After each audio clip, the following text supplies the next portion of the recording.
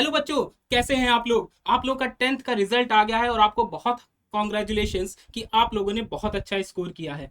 10th के result के बाद अब आप लोगों ने प्लानिंग कर लिया होगा कि अब हमें नीट क्लियर करना है और हमें डॉक्टर बनना है। आपने डॉक्टर बनने का सपना अगर देखा है तो ये बहुत अच्छा मौका है आपको जल्दी स्टार्ट करने के लिए। तो हम अगर 11th में स्टार्ट करते हैं तो हम बाकी स्टूडेंट से बहुत आगे रहते हैं, तो हमें इसका फायदा उठाना है। तो बेटा सबसे पहले प्रॉब्लम क्या आती है अगर हम स्टार्ट करते हैं नीट की तैयारी करने के लिए, तो हमें सबसे ज्यादा हर्डल जो फील होता है वो फिजिक्स में फील होता है। तो जब हम क्लास 11th में फिजिक्स ज्वाइन करेंगे तो हम इसको कैसे टैकल करेंगे। तो सबसे पहले हम बात करेंगे फिजिक्स के बारे में कि हम फिजिक्स को 11 से ही कैसे अपनी अच्छे तरीके से करने की प्लानिंग करते हैं।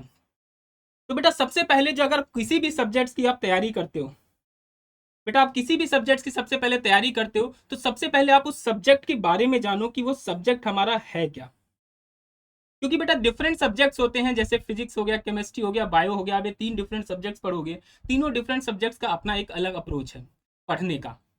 जैसे बायोलॉजी है, आपको समझना है, रटना है और करना है। केमिस्ट्री है, रटना है, समझना है और करना है। बट फिजिक्स क्या है? समझना है, उसको इमेजिन करना है और उसके बाद उसके एप्लीकेशंस को करना है।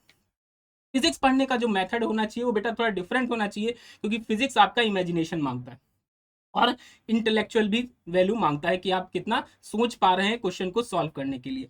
तो बेटा दूसरा क्या है, फिजिक्स में जो सबसे पहले प्रॉब्लम आती है वो आती है बेटा बेसिक मैथमेटिक्स की। तो हमें फिजिक्स पढ़ने से पहले बेटा आपका बेसिक मैथमेटिक्स स्ट्रांग होना चाहिए। थर्ड क्या है बेटा, आपका एक सिस्टमेटिक अप्रोच डेवलप करना है प्रॉब्लम को सॉल्व करने के लिए। फिजिक्स में हमें एक अप्रोच डेवलप करना पड़ता है, वो खुद से अप्रोच डेवलप करना पड़ता है जिससे हम प्रॉब्लम्स को सॉल्व कर सके।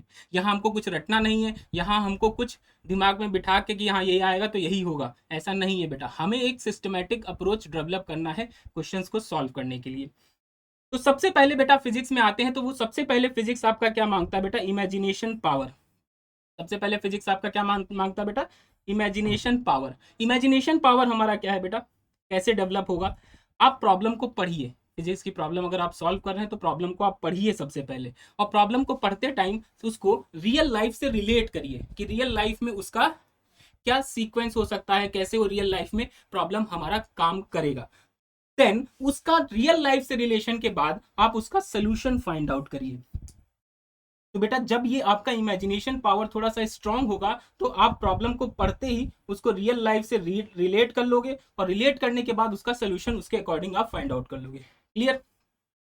चलो बेटा नेक्स्ट बात करते हैं। जो सबसे बड़ा प्रॉब्लम फिजिक्स में फेस होता है वो हमारा प्रॉब्लम फेस होता है बेसिक मैथ्स।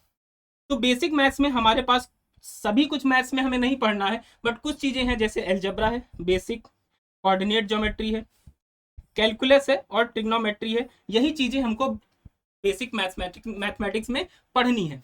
सबसे पहला जो कैलकुलस में हमें सबसे ज्यादा प्रॉब्लम क्रिएट करता है वो कैलकुलस। कैलकुलस हमारा क्या प्रॉब्लम क्रिएट करता है बेटा कि हमें कहाँ पे डिफरेंशिएट करना है, कहाँ पे इंटीग्रेट करना है, ये कैसे हम अप्लाई करें। कि किसी क्वेश्चन में हमें डिफरेंशिएट करना है तो हमें कैसे समझ में आएगा कि क्वेश्चन में डिफरेंशिएट करना है, या कैसे समझ में आएगा कि हमें क्वेश्चन में इंटीग्रेट करना है बेटा। तो इसके लिए बेटा सबसे बड़ा मेथड ये है, वही हमने आपको बोला, आपको इमेजिन करना पड़ेगा सिचुएशंस को। जब आप प्रॉब्लम को पढ़ोगे, रियल लाइफ में इमेजिन करोगे, उसके बाद आपको तुरंत समझ में आ जाएगा कि हमें यहाँ पे डिफरेंशिएट करना है या फिर हमें इंटीग्रेट करना है।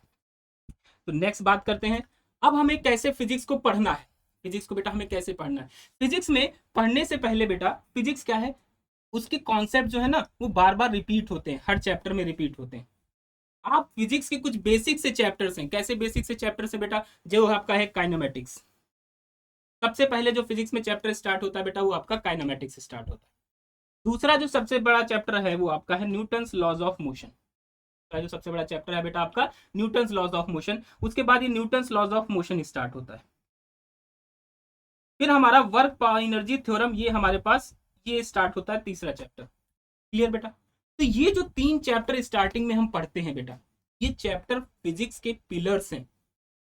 पिलर्स का मतलब क्या होगा कि अगर आपको एक बिल्डिंग खड़ी करनी है बेटा तो पिलर्स बनाने पड़ते हैं, उस पर बिल्डिंग खड़ी होती है। सिमिलरली ये हमारे जो तीन चैप्टर्स हैं ये फिजिक्स के पिलर्स हैं। इन चैप्टर्स को अगर आपने बहुत अच्छा समझ लिया तो ये चैप्टर क्या दो काम करेंगे बेटा, एक तो आपका फिजिक्स पूरा स्ट्रांग कर देंगे, दूसरा काम ये करेंगे कि ये आपका इमेजिनेशन पावर भी डेवलप करेंगे। बेसिक मैथमेटिक्स की अंडरस्टैंडिंग भी डेवलप करेंगे ये, और आगे आने वाली जो प्रॉब्लम्स है उनको कैसे टैकल करना है वो भी आपका ये डेवलप करेंगे। फिजिक्स में इसके बाद जितने भी आप चैप्टर्स पढ़ोगे इन 3 चैप्टर्स के बाद, वो सारे के सारे chapters application of these chapters हैं।